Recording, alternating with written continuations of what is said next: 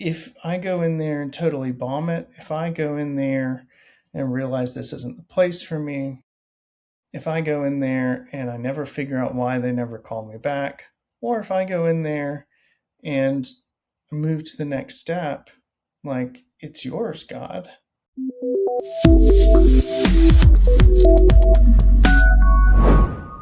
Welcome back to Answer the Call podcast, where we help Christians faithfully discern their calling and land a job that's aligned with it. So I have James here today, and y'all are in for a treat because he has an amazing story to share, and he's also an amazing storyteller. Sorry to, put a lot of pressure on you with that, James, but his story begins with finding clarity to actually stay in his current career path, which is a narrative that's very common, but we actually don't get the chance to highlight that on this podcast a lot. So I'm looking forward to diving into that. And his story ends, at least his cult career story ends, with a dream offer in his hands and an amazing adventure for his family. I'm trying not to clap because the microphone doesn't like that, but I can't help myself. And in between that beginning and that end, there were a few bold prayers and a mindset shift that, honestly, I'll just say it goes down in cult career history. So we'll get into everything. Let's break down everything that happened. James, welcome to the podcast. Thank you. Thanks for having me. So excited. I say that every episode, but I am truly so excited. So before we jump into maybe some of the deeper questions, can you just share a quick overview of the job that you were in and the job that you are starting in a couple weeks here? Yeah. So the job I was in was a job I've been in for 13 years. I'm a millennial.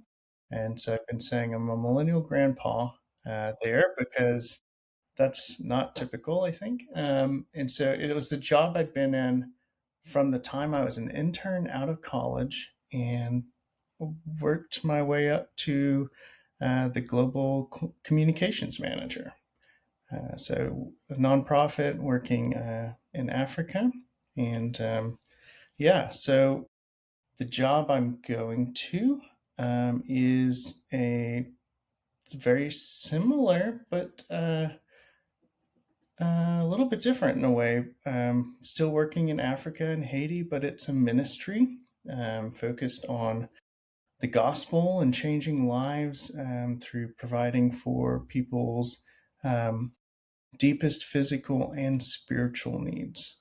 So I'll be telling the stories of those people whose lives are changed and the people who are changing them.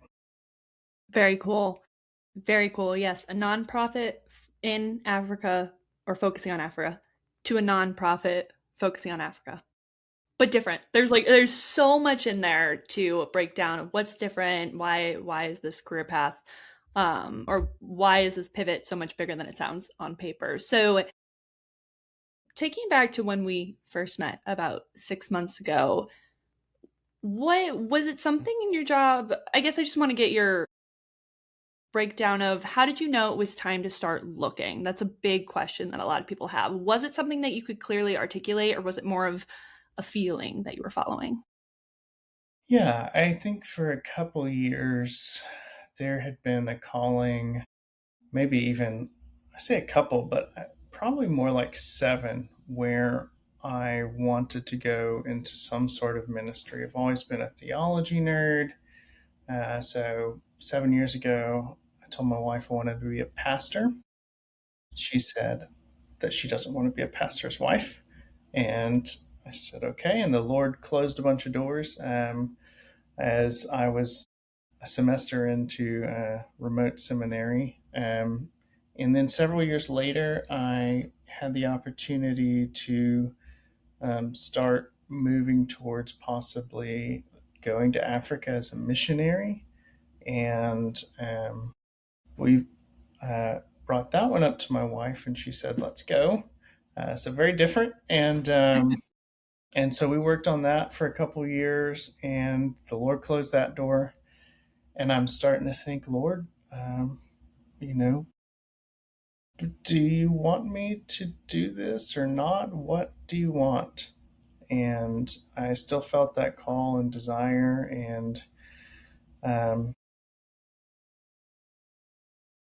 decided, hey, I think I need some help figuring out what this is going to look like. And I was starting to get pretty burnt out, honestly, and thought, you know what? I don't even know if I want to do communications anymore.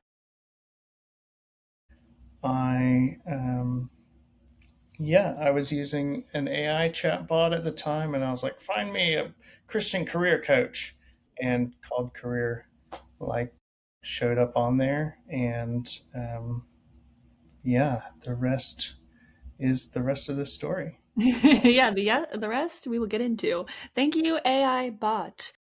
I guess Lord working through AI bot Yes. to bring us together.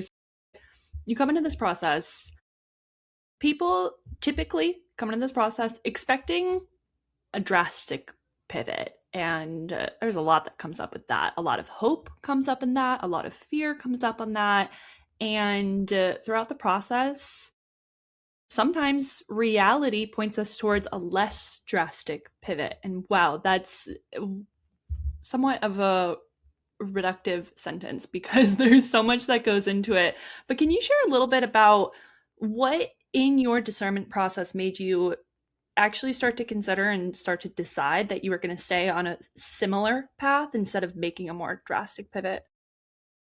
Yeah, I think for me, so the discernment process was super important. And I, not for the reasons I thought.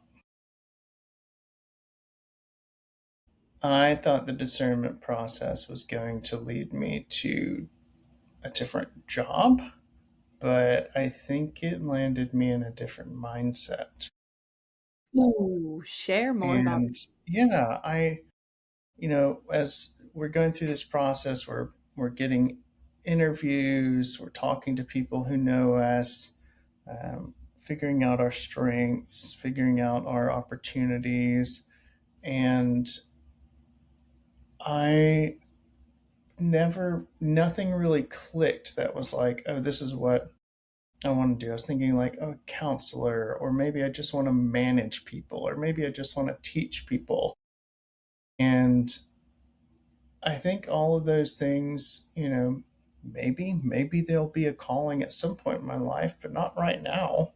And I I landed like, okay, I know this work. I've been doing it for a while, and I have skills and that God has given me and that I've worked on. And what I kind of ended up was realizing I came into this program burnt out, thinking I don't know what I'm doing. I can't do this anymore. I'm comparing myself to all these other people, and I'm not this, this, and this. I'm not at an international level. Um, and the discernment process actually gave me back confidence uh, that I do have those things, and not because they're just in myself and I've made them and I have anything to brag about. But the Lord really used the process of like cold calling people, just clicking on a bunch of names and following instructions, and to really like humble me into here's a process and you're going to follow the process, and then building me up into, oh, this is not this is something I can do. This is some these are abilities that I have. These are talents that have been given to me to use. And that's what, yeah, I didn't, I didn't really shift into, there was maybe one really close uh, idea uh, with within like technical writing, for example, but that even didn't really like wouldn't have panned out for years, and it was really helpful for me to discuss energy leaks. That was a big impactful thing that you discussed with me. Was I had all these crazy ideas that I came in with, of like, not really crazy ideas. They, for some people, they'd make sense, like opening a coffee shop or a restaurant, or you know starting a band, like and you were like, hey, how many of those things like are you actually going to do, and can we just bless and move on from those things for now. And yeah, that's a recurring call career theme is bless and move on. And that's what I was able to do. We are at severe risk of me crying during this episode, but that's fine because everything you just shared was um, really beautiful. And I had an image of what you said of being humbled and then finding that confidence. And I just had this image of like so often we're standing maybe on our mountaintop and Jesus is elsewhere and we have to come off of our mountaintop, or maybe he's on the mountaintop, right? I don't know the exact analogy or metaphor here yet, but we have to kneel down in front of him for him to be able to pick us up. Yeah. Yeah, that's definitely right. And I think that gets into another thing that I really gained through this process was um, learning to consecrate the process to God. Um, and that was something I felt very early on. There's a prayer for fears that we learned early on of to what am I believing about myself? What do you believe about me? What do you want me to do? And that's copyright somebody, I guess, but that's it was really impactful because it's what do you want me to do with this? Because this is your calling. This is not my calling. Like this is a process of the Lord, really, that He's using you and Kelsey and in the program, and all the people in the program. And so I learned this. I have to give it up. It's kind of similar to that bless and move on, in the sense of like bless it and give it up. Because if an interview, if I'm one interview, when I say talking about consecration, I think of is at this new job, the first interview I pulled up and was just like, I think I just read this email from Kelsey or something about consecration and just prayed like, God, this is yours. This interview is yours. This opportunity is yours. And we probably need to back up and talk about how I even got there, but to say like it's yours. So if I go in there and totally bomb it, if I go in there and realize this isn't the place for me, if I go in there and I never figure out why they never call me back, or if I go in there and move to the next step, like it's yours, God. And that frees me. That's my devotional this morning is, take my yoke upon you because it's easy. My burden is light. And God calls us to give our burdens to Him so that we can take on the lightness of His. Because He doesn't ask me to perform for His love. He doesn't ask me to do great at this interview. Sure, I probably need to do well in an interview to get the job, right? But it's His and not mine. My life is His and it's in His hands. And if it were in my hands, you know, that would not go so well, and doesn't when I try to take control. Yeah, the conversation about consecration is really powerful. And I actually remember, I don't remember when it was, but I remember the conversation where Kelsey and I were really starting to talk about consecration because she's talking about it and I had to say, Kelsey, what does that even mean? Like, I don't even know what you mean by that. And the simple definition on Google is so helpful in that. And it really just means to make something sacred or to dedicate it for divine purposes, right? This is everything that you just said. This is God's thing. I just get to participate in it. And declaring that first, I like that you said it freed you because that's really what I was hearing in how you were speaking about it. I would love to hear more about how did you balance your participation still and not get I guess, complacent in that of, well, the Lord's going to do what he's going to do. So now I don't need to prepare. Like, how do you find that balance? Yeah, I don't know for some people. For me, it's pretty deeply rooted in the theology that I'm in right now, which is, yeah, God's in control of everything, completely sovereign. And, that doesn't mean that I have no responsibility. It just means that my responsibility exists within his sovereignty. And he enables me to live well for his glory. And by doing so, I'm living my best life by pursuing that.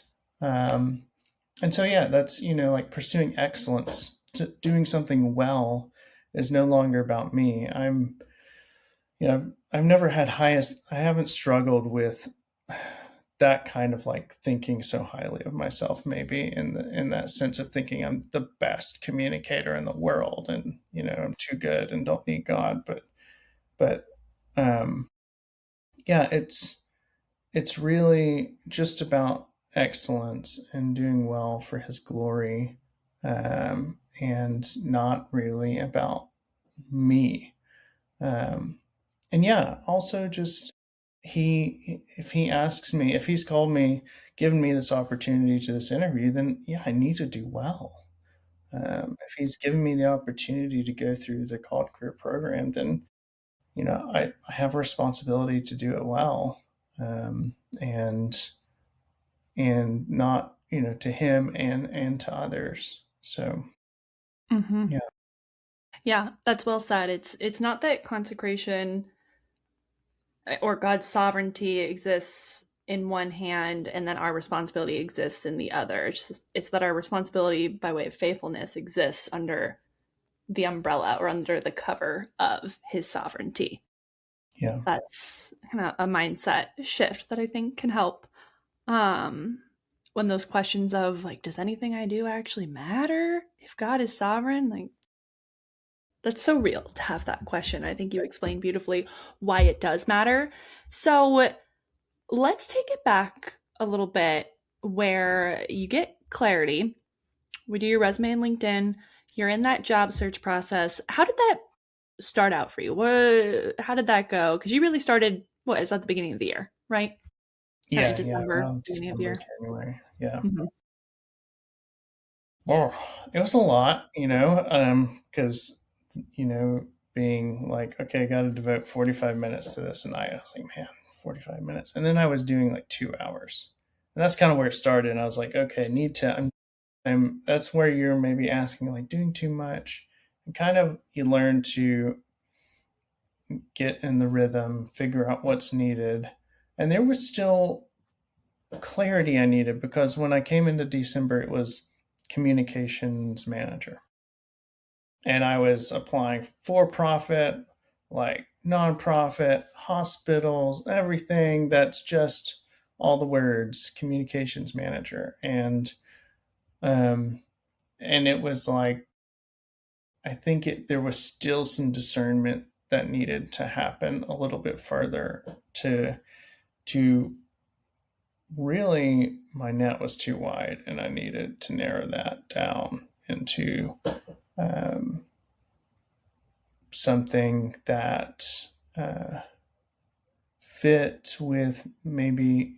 I think we really just narrowed it down to nonprofit and started there, because that's what I knew. And I was, also learning, like, okay, I've been wearing like four hats. Which one do I need to wear when I'm going forward? Like, was it marketing? And then, I interviewed for a couple marketing positions and realized, okay, that's not the skill set I have right now. Like, formally, there's still growth there. And so kind of finding those jobs that really aligned with um, which direction I wanted to go. And yeah, so that was um, that process. And I felt like it was going to take forever, but it was really helpful to have all the tools, all the emails, everything like kind of there, to be able to just use to, yeah. I think where I got hung up a lot in the very beginning was I was just thinking too much. Like I was overthinking, well, like this, you've written this email this way, and really I need to send it this way, and I need to adapt it. And my resume, I need to change my resume for every single job I apply for. And we like somehow landed on this, like, this motto, I guess, of like less think, more click.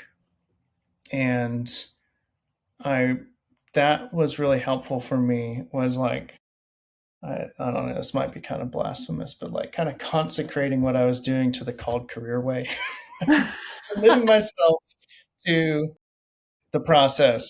It was that humbling that needed to happen. And that kind of started a little bit in the discernment process too, of like, okay, stop thinking about all the things and just trust the process, trust that I'm not the professional here, um, and keep moving forward, because I would just start spinning out. And that might be a personality thing too, but it was interesting to see that maybe it wasn't just me. As we're in community and we're in these twice a week coaching calls, I'm hearing others, and the motto starts getting repeated. Mm-hmm. And yeah, so that was a helpful mindset shift, Oh, you um, just shortened it. mind shift. Um, that was really, yeah, it was helpful and got me out of this, rut, and just I'm moving forward. And it's not just about shotgun method, right? Like, because we want to be clear about that, and we're not just going to apply to every single job that comes along. There's still discernment about the jobs. There's still discernment about which ones to apply for, and that sort of thing. But it is, when it comes to emails that are already like written out and things like that, and even maybe even more than that is just the process of apply for the job, reach out to people, message people when they accept your request, and that kind of thing. Like, that process, and trusting that process, and not thinking about, okay, well, maybe my process is a little bit better here. Like, you know, maybe, but I'm not a career coach. So, maybe, I don't know. I'm not going to take that any further. But yeah, that was a big thing for me. It was like, less think, more click, like keep moving forward. Absolutely. That motto, I mean, James, it's almost in our formal curriculum at this point. We have repeated it to so many people, and it it is probably the biggest pain point for people when they are applying to jobs. There's a lot of thinking that happens in the clarity phase, and there is some less think more click that applies there. But mostly in the clarity phase, it's a lot of thinking, right? Hmm. Yeah. So you then get to a point in the application phase where it becomes a lot more action, action, action, action. And that's where less think, more click is so important, because so many people get caught up in these spirals in their mind, and they spend 45 minutes a day, an hour, 2 hours, and they've applied to maybe two jobs because it took so much out of them to do all of these things that are important, resume, reaching out, all the everything in between, actually applying to the job. But it became so dramatic in their minds that the pace that they're moving at is far too slow. When you have an automated process and it's less think, more click, don't talk yourself out of things. Don't self select out of an opportunity that actually could be good. Be open to serendipity, be open to the Lord blessing something. Less think, more click. This is the moment that I was teasing in the intro that will go down in cult career history. We say it to everybody. We've talked about getting stickers made. I'm gonna get it tattooed on my forehead, and I have to get it tattooed backwards if I have the mirroring feature on Zoom because I need everybody to see it clearly. Less think, more click, and it absolutely changed. So that was some bold action you took. It changed your process, I meant to say. You took that bold action of saying, you know what, I'm just gonna do it. I'm just gonna commit here. Send the messages that maybe feel weird or scary. Apply to the job that maybe I don't feel totally qualified for, but it could be a good fit. Taking the action, bold action paired with bold prayer. We prayed some bold prayers throughout your process, specifically um, in deliverance and floodgates. Those were the big words that stick out to me when I look back on the prayers that we prayed. Can you talk a little bit talk through the process of requesting prayers like that? Yeah, I would say what I thought was so great about the program as a whole is prayer. At least 2 times a week with other people going through the process and having um, you and Kelsey praying for us and just kind of, I don't know, I got to this point, I guess it was February, and I was just like, why? Like, all, any request to God is important, right? I'm a dad. When my son asks me for a cup of water, I'm going to give him a cup of water. But I love to give my son Lego Millennium Falcon. Like, when that's what he wants. I know that he wants it. And there's sometimes he asks me for things and like I can't provide it. Like, these new noise making Legos, which, What? okay, this podcast isn't about that, but It can be. highly against it. And he really wants it, of course, because ads, right? And I think that helped me see God. I had to fire the God, so to speak, that wasn't a good father because I'm not going to get through this process if I don't believe that God is a good father that loves to give good gifts to his children. So, Amen. so Yes. okay, fire that God, because he's probably not real. Not real. And embrace God as your father. Every good and perfect gift comes from our Father above. He doesn't change.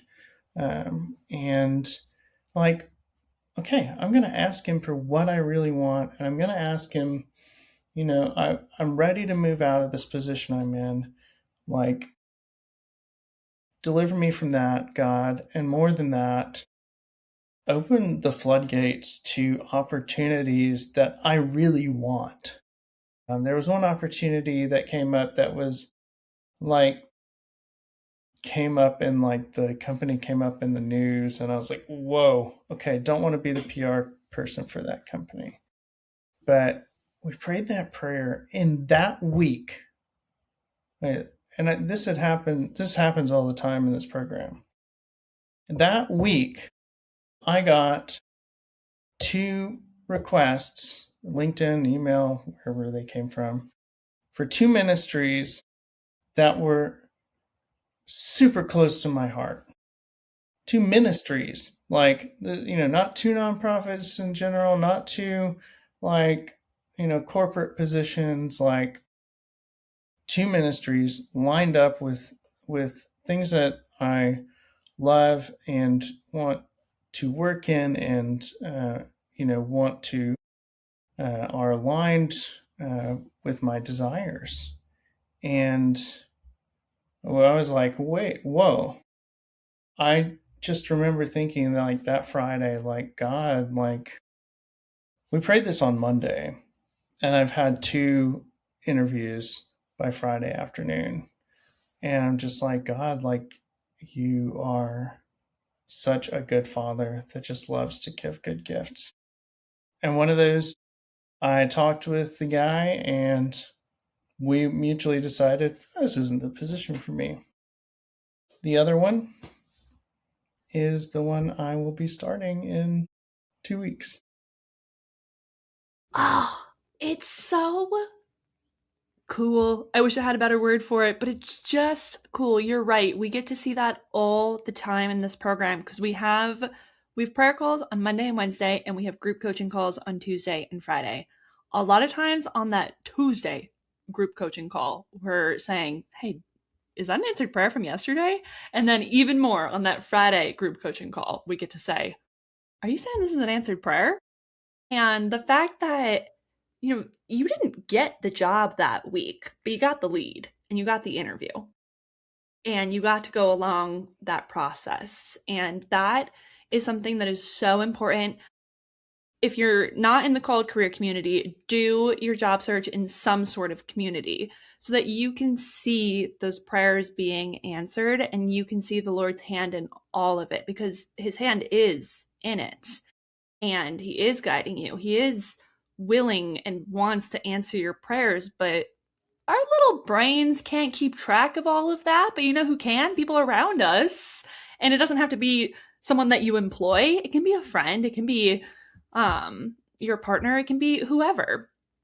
So, yeah, I love how clearly or how closely you paid attention to that story. But and I imagine the listener, am captivated by the story right now. So you get the interview. You have the interview by that Friday. What happens next? Yeah,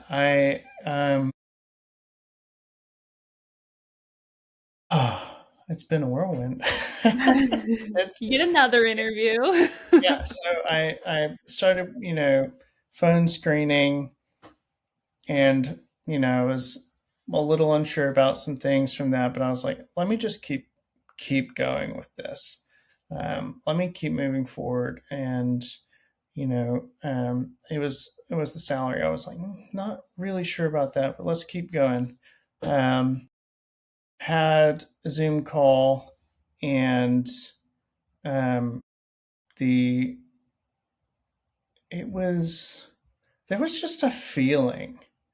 Um, Zoom call with a hiring manager and someone who is to become one of my team members, working alongside me. Um, there was just a feeling. There was something that just felt right, and yeah, it was for a position that I learned in that interview. Okay, I where I was, six people reported to me internationally, and I'd had up to like eight or nine. To this position, okay, nobody reports to this position. Okay, it's writing, which is like I've did writing in the past. Most recently, I had just read other people's and corrected the branding issues, if there were any at all, um, and that sort of thing. I was the rubber stamp guy, and something in me was just like,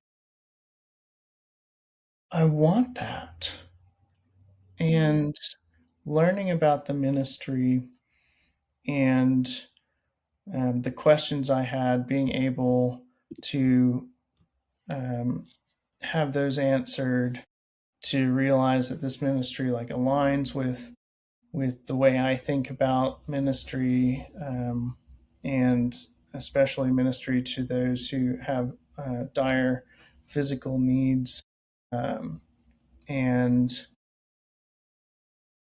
yeah, and I got off that call, and they're like, okay, we'll let you know. Next step is like, we want you to come here and see us. This ministry was 3 hours from where I was, so it was going to take like some travel.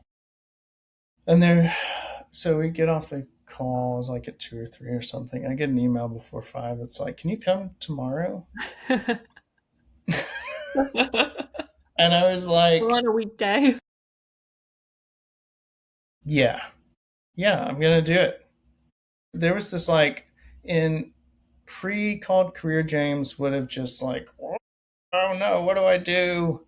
And I was still unsure, but I was like, "Let's do it. Let's go." I had the ability to be able to do that. I went down there and um, met the team, just chatted. It was really cool.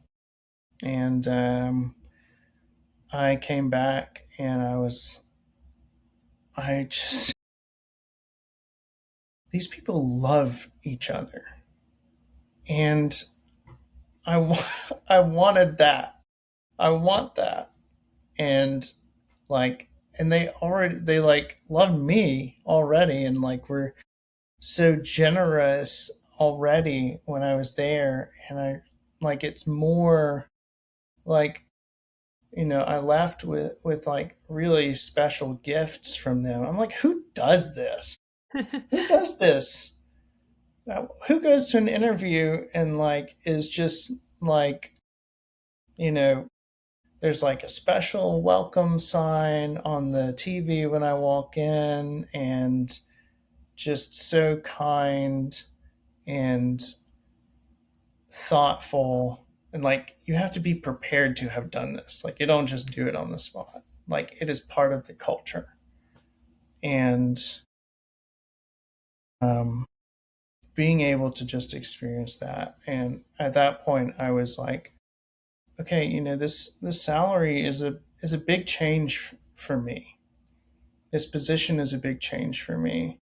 But realizing I can still, and even more, serve the Lord through this, with the skills He's given me, and um, in pursuing gospel ministry, and realizing, okay, there is some sacrifice sometimes to serving the Lord, and maybe all the time. Maybe I don't sacrifice enough. I just kind of sit in comfort. And I'm recalling this passage of scripture right now where David says to the Lord, like, basically, it's not a sacrifice if it doesn't cost me anything. And Yeah. Oh, like, that one. yeah, that one, I was like, I pray about it, right? Talk to my wife, talk to you guys, of course, the mentors in my life. And, they're all like, this sounds pretty perfect. Like, it sounds like it's it's weird how perfect this seems for you. And yeah, so I had the opportunity to go back, give, it was like a full day interview, like 3 hours of like intense values based interviews. And that's when I learned that's why the culture is so palpable, because that's what they interview on. They Mm. could have interviewed me on how to write a press release, how do I work through a marketing funnel, like all this stuff, all the technical stuff. But what I learned is like, they're hiring and screening for values.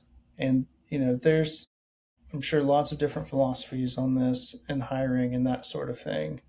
But let me tell you, when it came to being someone new coming in somewhere, and you can palpably feel the culture in a positive way, you know that it's intentionally done. And that's where it was going to be. It was going to be make or break. Was like, okay, I had written a story for them and that sort of thing. So they know I can write. They can look me up. They could look up my work from the past. But what was so important that they spent most of the time on was seeing, do I live out, can I live out the values of the organization? Um, and being able to go in there and say, like, you know, one of them is like alignment. Like, are you aligned? When your manager tells you to do something you don't agree with, and you have to tell your team to do it. And I was just like, honestly, I handled that pretty sarcastically in my job a lot of time.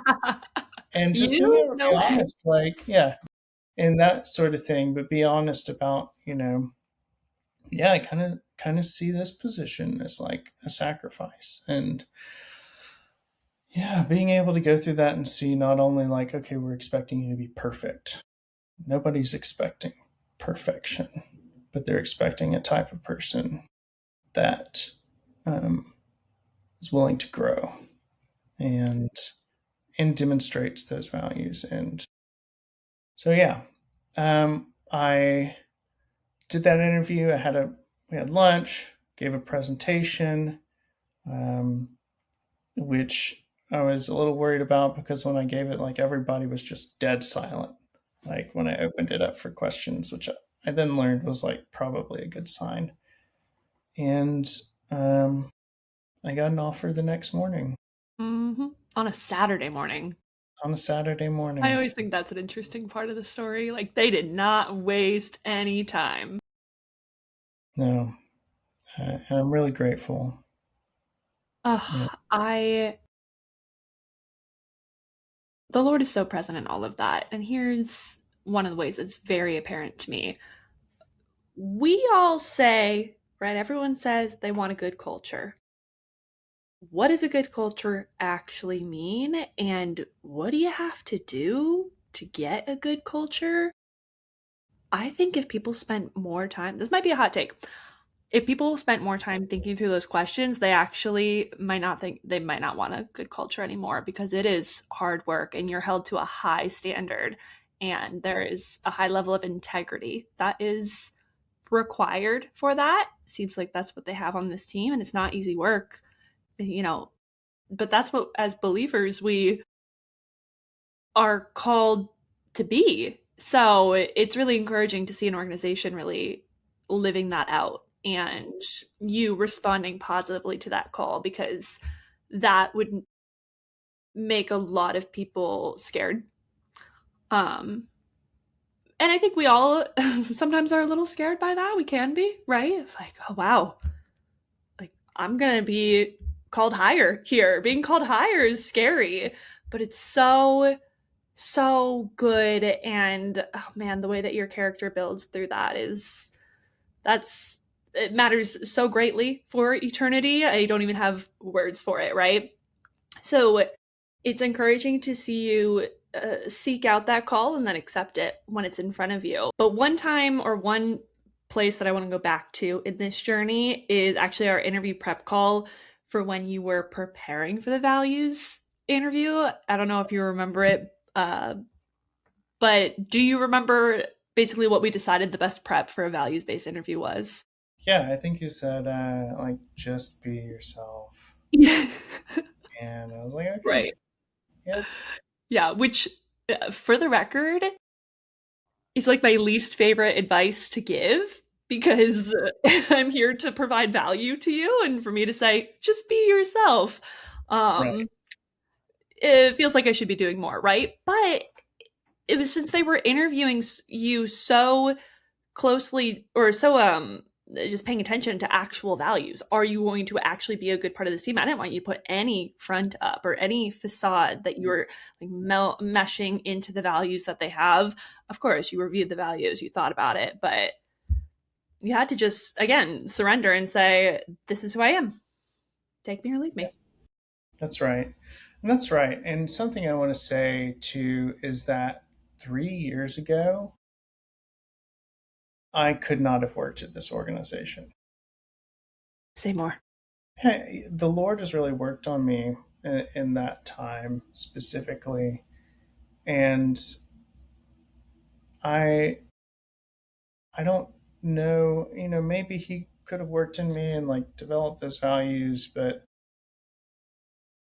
I think that kind of growth was helpful because one thing I learned that day was people don't make it in the organization like if you don't live them because everything they do is tied to the values from the way they live to the way they work, and it's so important. And you're right, people want that kind of culture.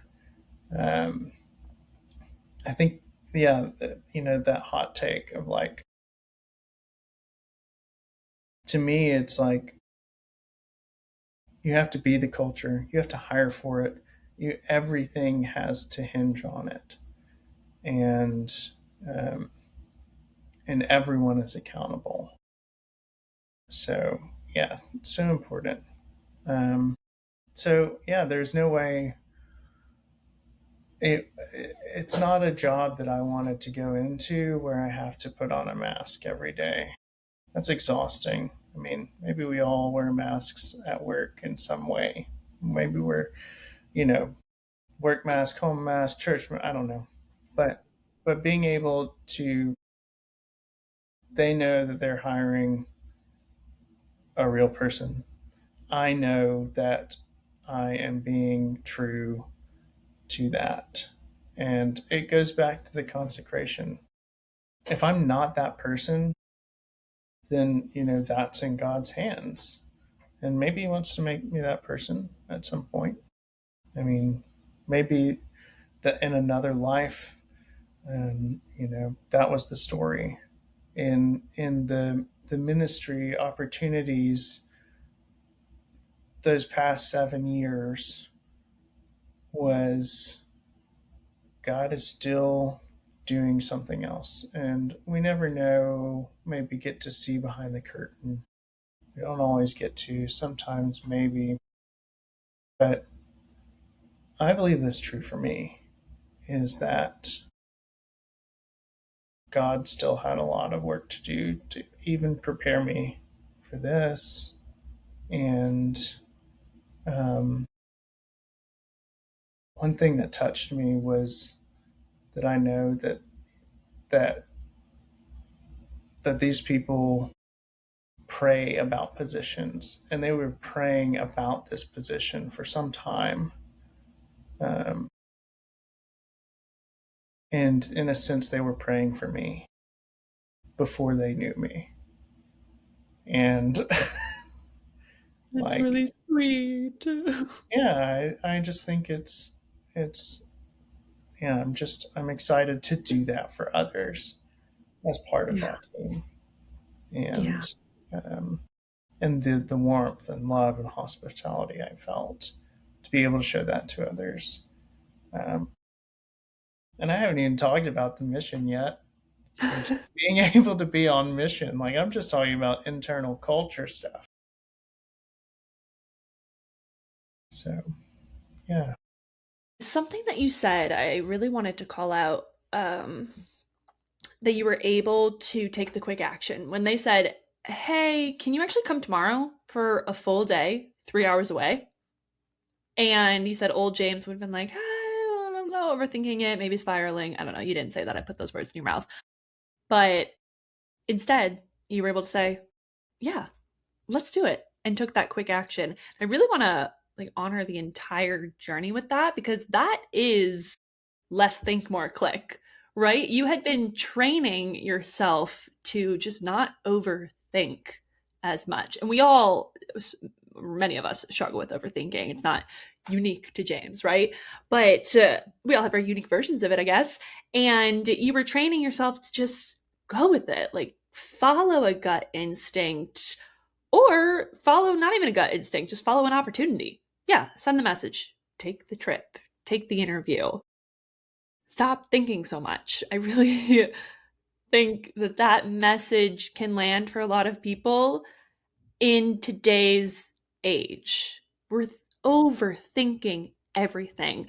And your story really highlights how beautiful it is to just follow what the Lord has for you, even though you don't know what it is. yeah, exactly. And two, again, like being able to say, okay, maybe I say I'm not thinking about this, but I know that I can trust you and Kelsey and even others in the team to help me think about it, so that I'm not spiraling by myself on LinkedIn. My goodness, infinite scroll LinkedIn is okay, and it's going to algorithm you to death, and you it is so important, as you said earlier, to do this in community. Okay, you don't maybe you don't have to be in the call career community. I recommend it highly, and you should do it. I know of no other community like this. But yeah, and isn't that the Christian life? Like, we're not called to be mavericks. Maybe there are specific callings, for evangelism and things like that. But even then, it's all community and living that out and being able to live that out in a career search. My goodness, that again, that is the Lord going above and beyond. Like, sometimes I'm like, am I in a TV show? Like, where I'm like more than I can even imagine. It's almost as if somebody said that once, Mm. that the Lord is able to bless us with more than we can imagine. And from the moment I was blessed to be able to join the community to where I am now, I feel like that's the journey, and I'm just grateful. Oh, I'm so grateful to have been along for part of that journey with this whole job change. I want to give you two more opportunities here to say what's on your mind because we gotta wrap up here soon. We've been talking for almost an hour. And I know we could talk for many more. One, I want to give you the opportunity to talk about what the ministry you're a part of is. And I also want to give you the opportunity to leave any encouragement. If you want to speak specifically to the person who is fearful of, oh, my big career pivot that I think that I want to happen is actually going to look not as drastic as or not dramatic as I was hoping it would be. If you could speak to that person, I think I would love to hear what you have to say. Ooh. Okay, let me Okay. start with the second one first. This person. I mean,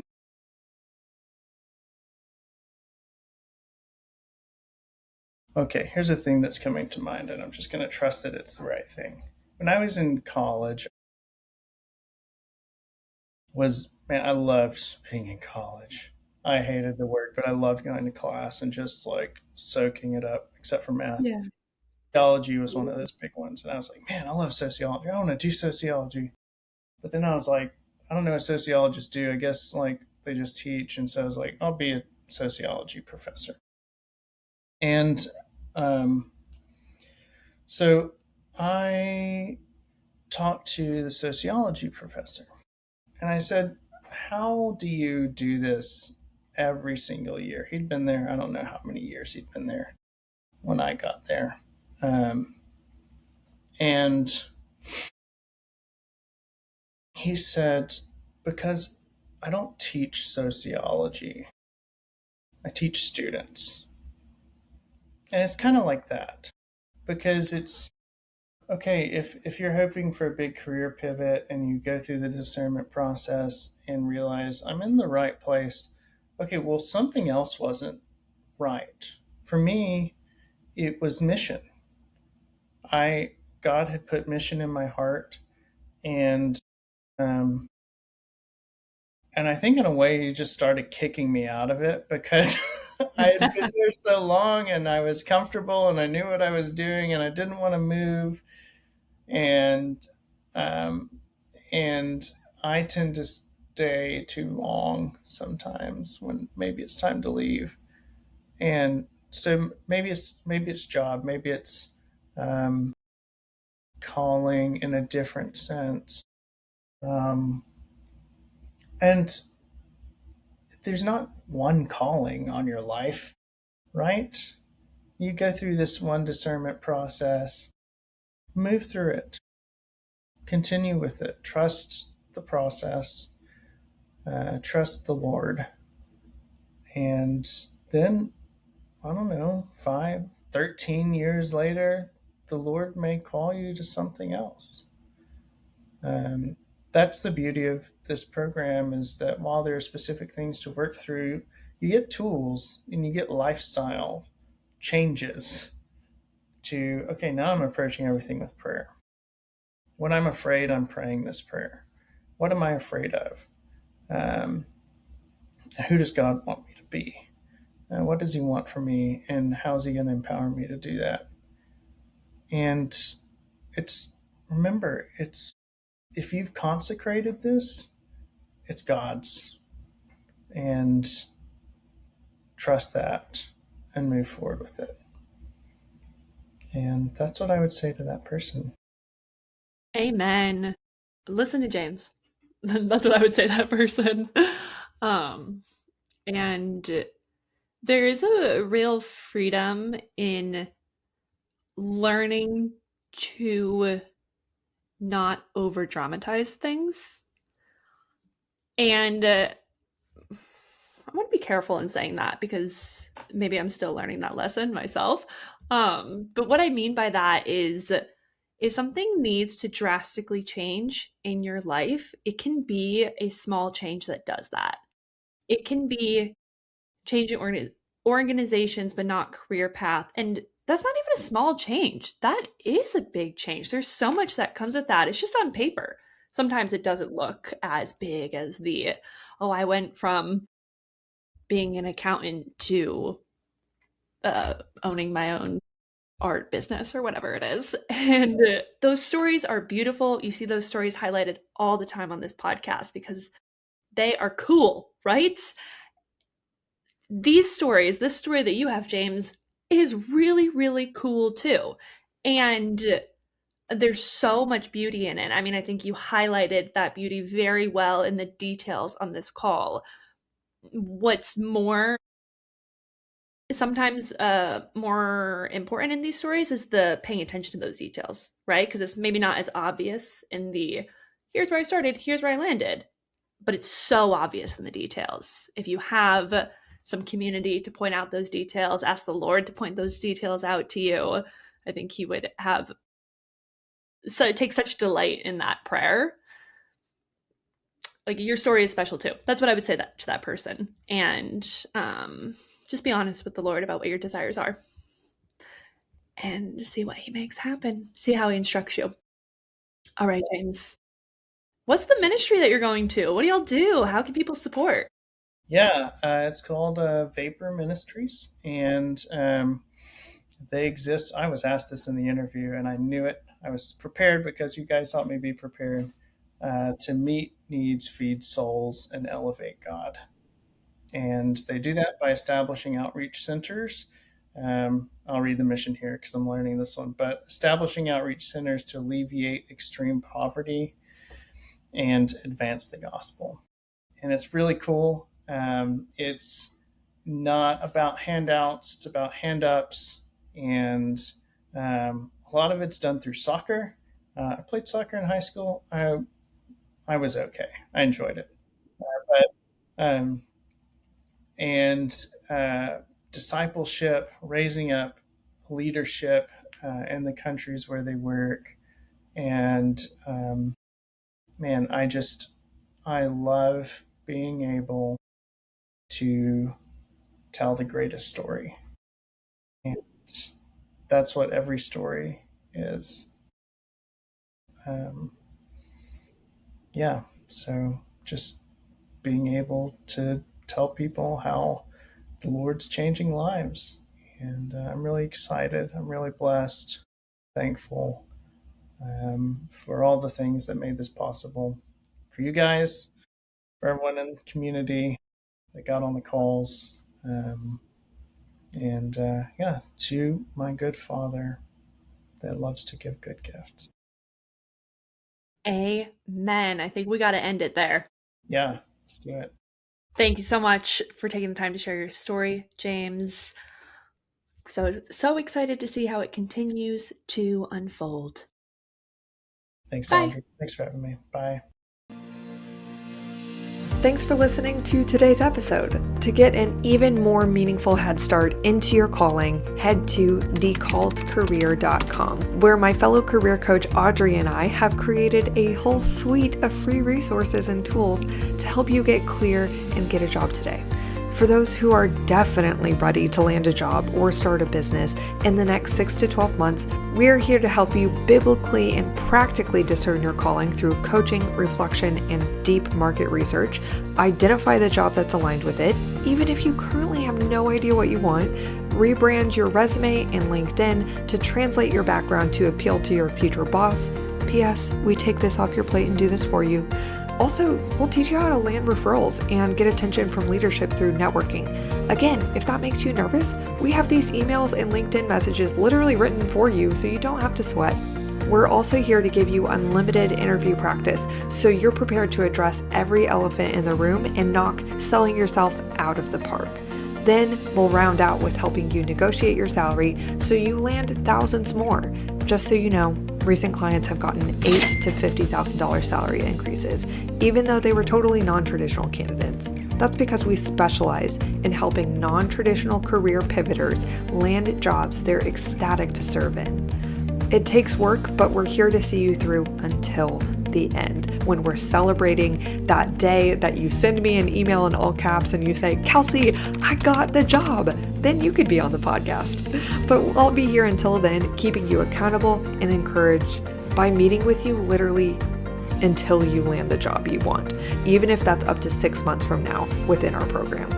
Apply to join at thecalledcareer.com, and I'll see you next week here at Answer the Call. Bye for now.